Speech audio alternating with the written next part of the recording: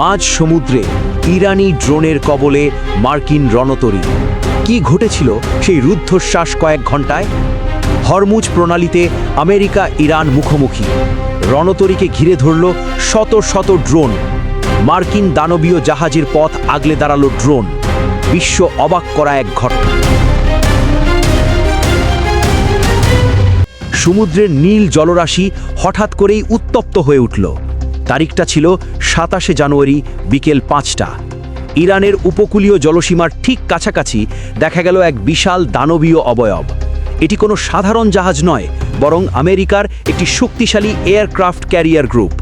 কিন্তু আশ্চর্যের বিষয় হলো, এই বিশাল রণতরীর মাথার ওপর তখন চক্কর দিচ্ছিল এক ঝাঁক ড্রোন। ড্রোনগুলো না জাহাজটিকে আক্রমণ করছিল, না জাহাজটি সেগুলোকে নামানোর সাহস পাচ্ছিল। কেন বিশ্বের সবচেয়ে শক্তিশালী নৌবাহিনী হরমুজ প্রণালীর এই সরু পথে এসে থমকে দাঁড়ালো? আজ আমরা জানব সেই রুদ্ধশ্বাস কয়েক ঘন্টার নেপথ্যে। ঘটনা শুরুর ৮ ঘন্টা আগে থেকেই রাডারে ধরা পড়ছিল অস্বাভাবিক কিছু সংকেত। হরমুজ প্রণালী, যা বিশ্বের সবচেয়ে গুরুত্বপূর্ণ তেলের করিডর, সেখানে একের পর এক বাণিজ্যিক জাহাজের ভিড়ে হুট করেই ঢুকে পড়ে এই বিশাল মার্কিন রণতরী। এটি ছিল একটি সুপরিকল্পিত শক্তি প্রদর্শন। ইরান খুব দ্রুতই বুঝতে পারে যে এটি তাদের জন্য একটি সরাসরি সতর্কবার্তা। তেহরানের সামরিক কমান্ড সেন্টারে তখন পিন পতন নীরবতা। বড় বড় স্ক্রিনে লাইভ ট্র্যাকিং করা হচ্ছিল ওই ক্যারিয়ার গ্রুপটিকে। আমেরিকার এই জাহাজটি এতটাই কাছে চলে এসেছিল যে ইরানের উপকূলীয় রাডার সিস্টেমে তার প্রতিটি মুভমেন্ট জলজান্ত দেখা যাচ্ছিল। ইরান জানত সরাসরি আক্রমণ করা মানেই পরিস্থিতি নিয়ন্ত্রণের বাইরে চলে যাওয়া। তাই তারা বেছে নিল ইলেকট্রনিক যুদ্ধ বা নজরদারির কৌশল। আকাশে ওড়ানো হলো ইরানের বিশেষ ড্রোন বাহিনী। একের পর এক ড্রোন আকাশপথে গিয়ে মার্কিন জাহাজের ঠিক ওপরে অবস্থান নিল। এগুলো কোনো সাধারণ খেলনা ড্রোন ছিল না। প্রতিটি drone real time high definition video এবং ইলেকট্রনিক সিগন্যাল পাঠাচ্ছিল ইরানি কমান্ড সেন্টারে। আমেরিকান সেনারা বুঝতে পারছিল তারা ২৪ ঘন্টা নজরদারির মধ্যে আছে। পরিস্থিতি আরও জটিল হয়ে ওঠে যখন ইরান তাদের বিখ্যাত শাহেদ সিরিজের ড্রোনগুলো প্রস্তুত করে।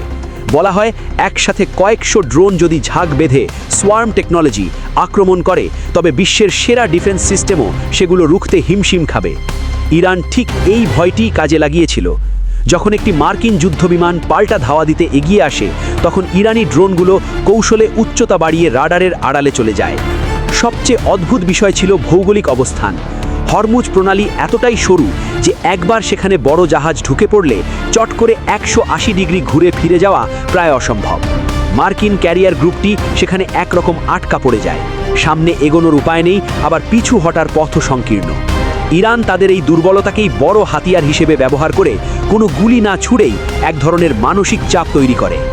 ইরানের সর্বোচ্চ নেতা আয়াতুল্লাহ খামিনি স্পষ্ট বার্তা দিয়েছিলেন, তারা যুদ্ধ চান না, কিন্তু আক্রান্ত হলে তারা ছেড়ে দেবেন না। পুরো ঘটনাটি ছিল এক অদ্ভুত সাইলেন্ট ওয়ার বা নীরব যুদ্ধ। সমুদ্রের বুকে দুই পরাশক্তি একে অপরের চোখের দিকে তাকিয়ে দাঁড়িয়ে থাকল, কিন্তু শেষ পর্যন্ত বড় কোনো সংঘাত ছাড়াই পরিস্থিতি শান্ত হয়। এই ঘটনাটি আরও একবার প্রমাণ করল যে আধুনিক যুদ্ধে শুধু বড় জাহাজ নয়, ছোট ছোট ড্রোন এবং ভৌগোলিক অবস্থান কতটা গুরুত্বপূর্ণ ভূমিকা রাখতে পারে। এই ভিডিওতে উপস্থাপিত তথ্যগুলো বিভিন্ন আন্তর্জাতিক সংবাদ মাধ্যমের সূত্র ধরে সংগৃহীত। আমাদের উদ্দেশ্য কোনো রাষ্ট্র বা বাহিনীর অভ্যন্তরীণ বিষয়ে হস্তক্ষেপ করা কিংবা জনমনে আতঙ্ক ছড়ানো নয়, বরং সংঘাতের ভয়াবহতায় সাধারণ মানুষের জীবন কতটা অনিশ্চয়তার মুখে পড়তে পারে সেই মানবিক দিকটি তুলে ধরাই আমাদের মূল লক্ষ্য। আমরা সর্বদা সংঘাতের চেয়ে কূটনৈতিক সমাধান এবং বিশ্ব শান্তির পক্ষে। এই ভিডিওটি কেবলমাত্র গবেষণামূলক এবং শিক্ষামূলক আলোচনার উদ্দেশ্যে তৈরি করা হয়েছে। বন্ধুরা, আজকের এই ঘটনাটি নিয়ে আপনার ব্যক্তিগত মতামত কি? কমেন্ট বক্সে আমাদের জানাতে ভুলবেন না।